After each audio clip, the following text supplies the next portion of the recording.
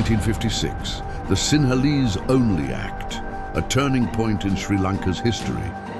In 1956, Sri Lanka, then known as Ceylon, faced one of the most defining moments in its modern history. After gaining independence from Britain in 1948, the new nation struggled to define its identity.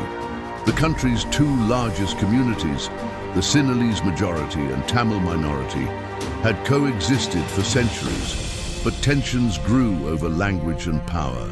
In that year, SWRD Bandaranaike, leader of the Sri Lanka Freedom Party, SLFP, rose to power, promising to make Sinhalese the only official language of the country.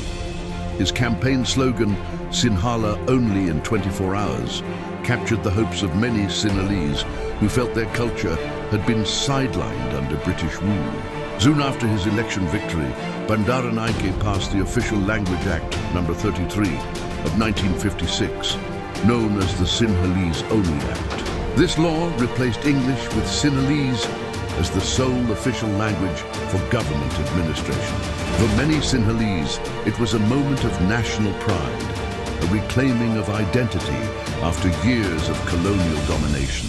But for Tamil-speaking Sri Lankans, it was a moment of deep alienation. They feared exclusion from public service, education, and government opportunities. Peaceful Tamil protests, such as the Galafe Satyagraha, were met with violence. Ethnic tensions grew, sowing the seeds of mistrust that would later escalate into decades of civil conflict. By the early 1960s, the government introduced limited compromises, like the reasonable use of Tamil clause, but the wounds left by 1956 ran deep. Today, the Sinhalese Only Act remains one of the most controversial moments in Sri Lanka's post-independence story.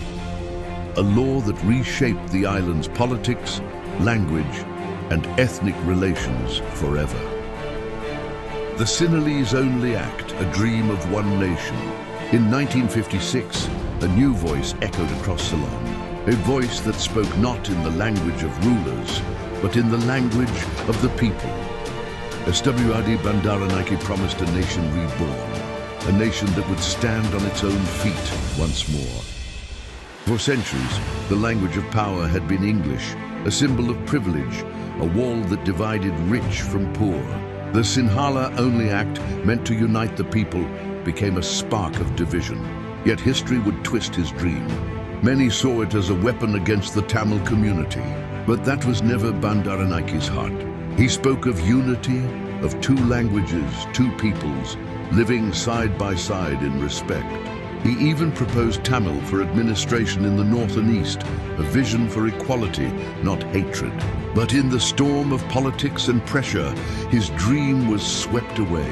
Bandaranaike was not a man of racism, he was a man of idealism.